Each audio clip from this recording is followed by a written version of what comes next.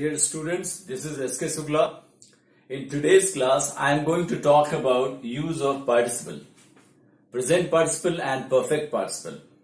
आज का जो बेसिकली क्लास है, this class is dedicated to improving your writing. आज का जो क्लास है आपके राइटिंग को इम्प्रूव करने के लिए है और उसी राइटिंग को इम्प्रूव करने वाले चीज के लिए मैं आज यूज ऑफ पार्टिसिपल के बारे में बात करने वाला हूं। तो आप पार्टिसिपल का प्रयोग करके किस प्रकार दो वाक्यों को आपस में कंबाइन करके अपने एक्सप्रेशन को कॉम्पैक्ट बना सकते हैं, इसके ऊपर इस वीडियो क्लास में मैं बात करने वाला हूं। सो जब आपका एक्सप्रेशन कॉम्पैक्ट होगा तो वो बहुत ही अच्छा दिखेगा। Let's see. तो इसमें मैं पहला चीज बात करने वाला हूं, इसको देखिए। टू कंप्लीटेड एक्शंस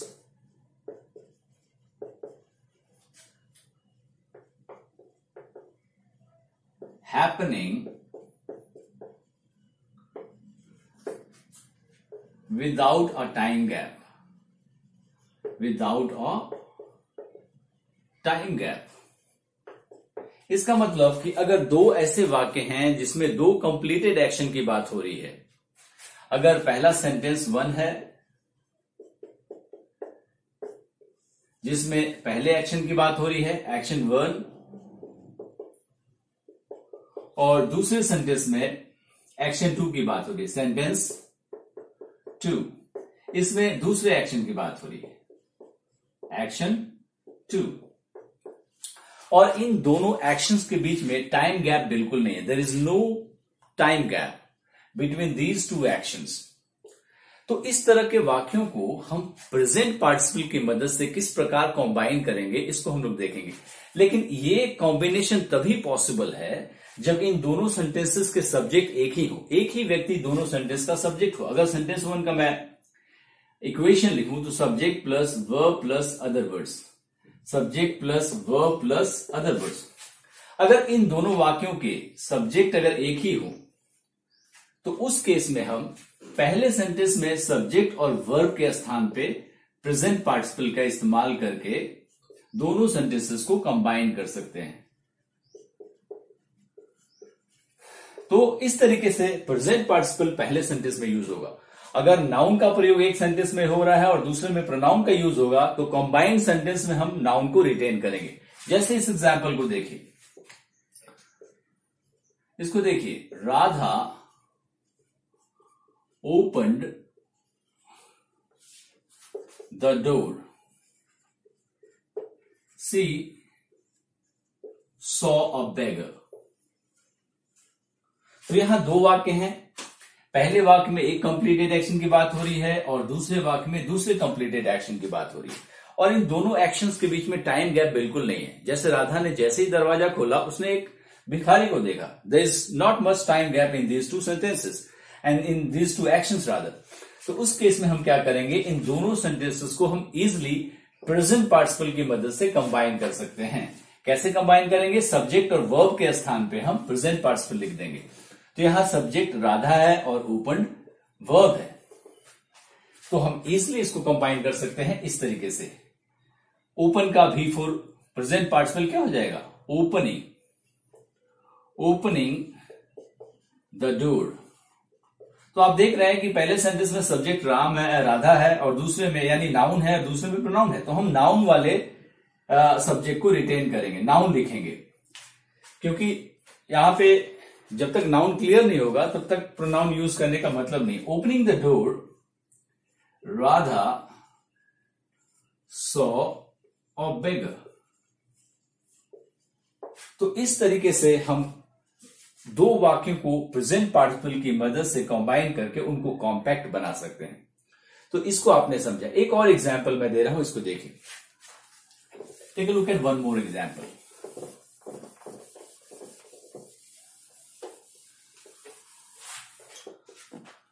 इसको देखिए, John opened the drawer, he took out the gun। तो इसमें भी दो एक्शंस हैं, जो एक के बाद हो रहे हैं, दोनों में टाइम गैप नहीं है, तो इस केस में भी आप सब्जेक्ट और वर्ब के स्थान पे प्रेजेंट पार्टिसिपल का इस्तेमाल करके दोनों वाक्यों को आपस में कंबाइन कर सकते हैं, जोड़ सकते हैं। सो आप इसको ऐसे बना सकते हैं, ओपनिंग द ड्रॉवर, और यहां भी हम सब नाउन और प्रोनाउन के बीच में नाउन को चुनेंगे। जॉन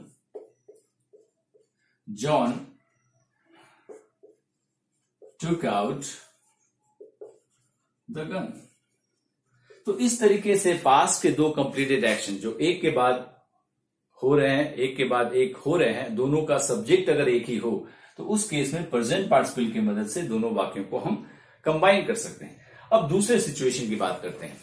देखिए, दूसरे सिचुएशन जहां हम प्रेजेंट पार्टिसिपल का इस्तेमाल करेंगे। Take a look at this. इसमें मैं डेफिनेशन लिखूंगा नहीं, सिर्फ इक्वेशन से आपको एक्सप्लेन करने का प्रयास करूंगा ताकि it does not become eligible. Let's see, दूसरा सिचुएशन देखिए।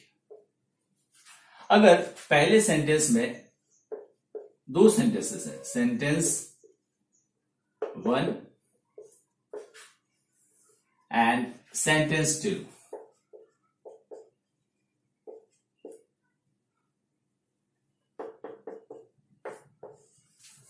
पहले वाक्य में एक एक्शन की चर्चा हो रही है और दूसरे वाक्य में एक और एक्शन की चर्चा हो रही है। तो यहां भी एक्शन 1 एंड एक्शन 2, यहां भी दोनों सेंटेंसेस के सब्जेक्ट एक ही होगा। अगर दो सेंटेंसेस हो और दूसरा सेंटेंस जो है पहले सेंटेंस का रिजल्ट हो, अगर फर्स्ट सेंटेंस का रिजल्ट हो सेकेंड सेंटेंस, अगर पहले सेंटेंस का रिजल्ट हो सेकेंड सेंटेंस, तो इस सेकेंड सेंटेंस में हम प्रेजेंट पार्टिसिपल का इस्तेमाल करेंगे। यहां भी सेकेंड सेंटेंस का जो इक्वेशन होगा subject plus verb plus other words होगा। तो इसमें सब्जेक्ट और वर्ब के जगह पे प्रेजेंट पार्टिसिपल लिख के इन दोनों वाक्यों को हम कंबाइन कर सकते हैं। तो इस तरह के सिचुएशन में भी हम प्रेजेंट पार्टिसिपल का इस्तेमाल करके दो वाक्यों को जोड़ सकते हैं। जरा एग्जाम्पल को देखिएगा, यहां पे प्रेजेंट पार्टिसिपल हम सेकंड सेंटेंस में लगा रहे हैं। जैसे इस एग्जाम्पल को देखिए, ही fired, he wounded one of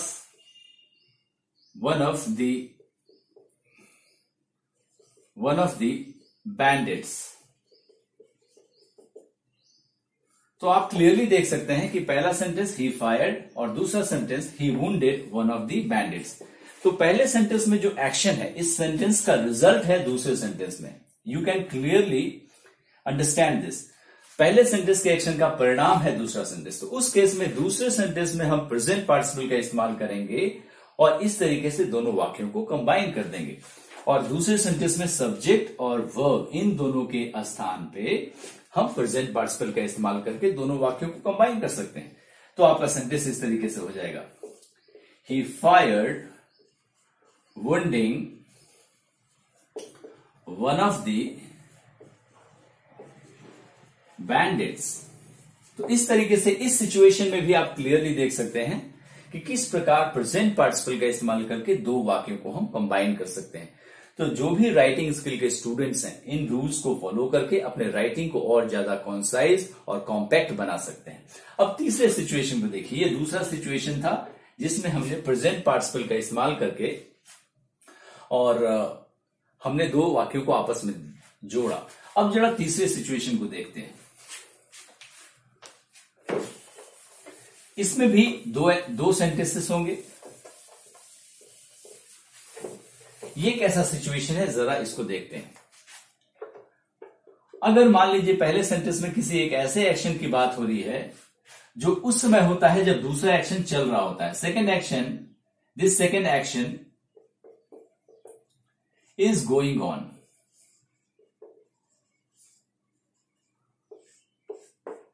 यानी कि जब एक एक्शन चल रहा होता है उसी बीच में अगर कोई दूसरा एक्शन हो जाए तो उस केस में हम यहां भी सेकेंड सेंटेंस में सब्जेक्ट प्लस वर्ब के स्थान पे प्रेजेंट पार्टिसिपल का इस्तेमाल कर सकते हैं। प्रेजेंट पार्टिसिपल का इस्तेमाल करके हम दोनों वाक्यों को जोड़ सकते हैं। तो इस सिचुएशन को समझिए कि अगर कोई एक्शन चल रहा हो पास में, उसी दौरान अगर कोई दूसरा एक्शन होता है, तो उस केस में जो एक्शन चल रहा था उसमें हम सब्जेक्ट और वर्ब के स्थान पे प्रेजेंट पार्टिसिपल का इस्तेमाल कर सकते हैं। और इस तरह के सिचुएशन में जो एक्शन चल रहा हो उसके पहले हम एक कंजंक्शन यूज करते हैं, व्हाइल या व्हेन। व्हाइल या व्हेन। जैसे इस एग्जाम्पल को देखिए, यहां पे मैं एग्जाम्पल लिख रहा हूं, इसको देखिए। रहमान cried while, दूसरा सेंटेंस में लिखा while he was narrating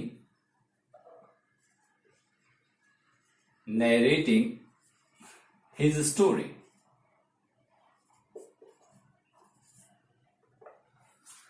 तो एक वाक्य ये हो गया, रहमान क्राइड। दूसरा सेंटेंस में लिखा है while he was narrating his story। दोनों सेंटेंस का सब्जेक्ट एक ही होना चाहिए, तभी आप ये कॉम्बिनेशन पॉसिबल कर सकते हैं। तो आप देख रहे हैं कि दूसरे सेंटेंस में ये एक्शन चल रहा था, उसी दौरान ये एक्शन हुआ। तो उस केस में जब जो एक्शन चल रहा था वहां पे हम सब्जेक्ट और वर्ब के स्थान पे प्रेजेंट पार्टिसिपल का यूज करेंगे और कंजंक्शन को भी आप हटा सकते हैं। तो आप सेंटेंस इसको ऐसे भी लिख सकते हैं कि रहमान cried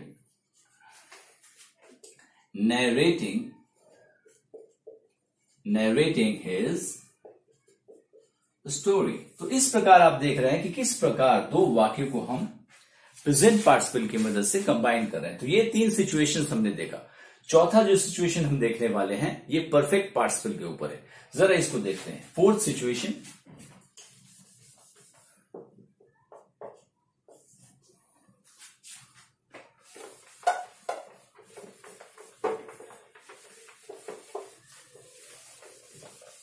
यहां पे हम 2 ऐसे एक्शंस की बात करेंगे जो कंप्लीटेड एक्शंस हैं। जनरली पास्ट टेंस में ही इसका हम प्रयोग करते हैं, सिंपल पास्ट के लिए इसका यूज किया जाता है। हालांकि इसको प्रेजेंट सिंपल में भी यूज किया जा सकता है। इसको जरा देखिए, अगर 2 सेंटेंसेस हैं, पहले सेंटेंस में एक्शन 1 और दूसरे सेंटेंस में एक्शन 2 की बात हो रही है और दोनों कंप्लीटेड एक्शन है। Both these actions are completed actions, completed actions of past। ये पास्ट के दोनों कंप्लीटेड एक्शन है और दोनों के बीच में टाइम गैप है, देयर इज टाइम गैप। इसका मतलब क्या हुआ कि जब पहला एक्शन कंप्लीट हो जाता है तो उसके कुछ समय के बाद दूसरा एक्शन कंप्लीट होता है।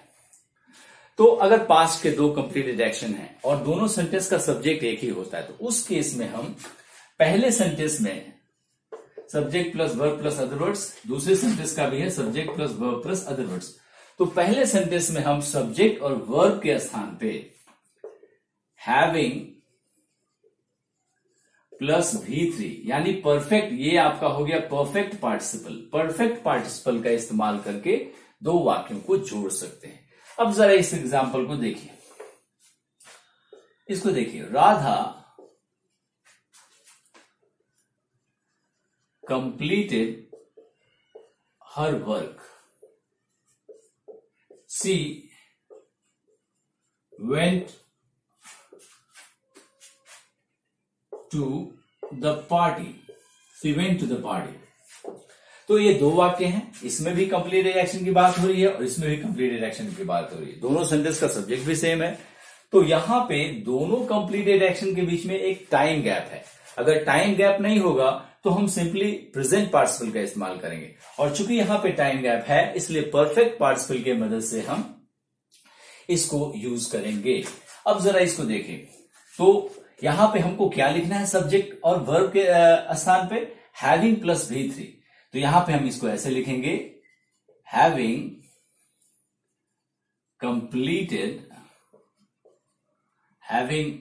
Completed her work. यहां पे हम नाउन को ही यूज करेंगे, राधा और शी एक ही व्यक्ति है इसलिए हम राधा को ही यूज करेंगे, शी नहीं यूज करेंगे। Radha went to the party। तो इस तरीके से हम परफेक्ट पार्टिसिपल का इस्तेमाल करेंगे जब पास्ट के दो कंप्लीटेड एक्शंस होंगे और दोनों के बीच में टाइम गैप होगा। कभी कभी अगर आपका पहला सेंटेंस पैसिव वॉइस में हो, अब जरा एक और सिचुएशन को हम लोग देख लेते हैं। अगर इसका प्रयोग तब करेंगे जब आपका पहला सेंटेंस एक्टिव वॉइस में हो, और पहला सेंटेंस पैसिव वॉइस में होता है तब हम हैविंग प्लस V3 के स्थान पे having plus been plus V3 का इस्तेमाल करेंगे।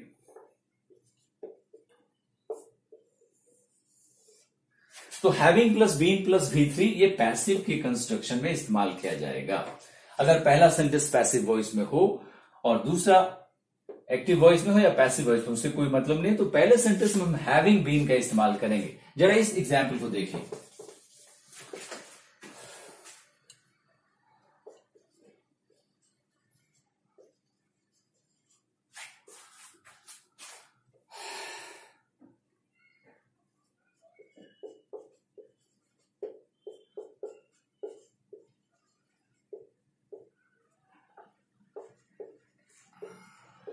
तो यहां दो सेंटेंस मैंने लिखा है, Ram was scolded, he felt dejected. तो ये पास्ट का दो कंप्लीटेड एक्शन है जिसके बीच में टाइम गैप है, लेकिन पहले सेंटेंस में पैसिव वॉइस का इस्तेमाल हुआ है।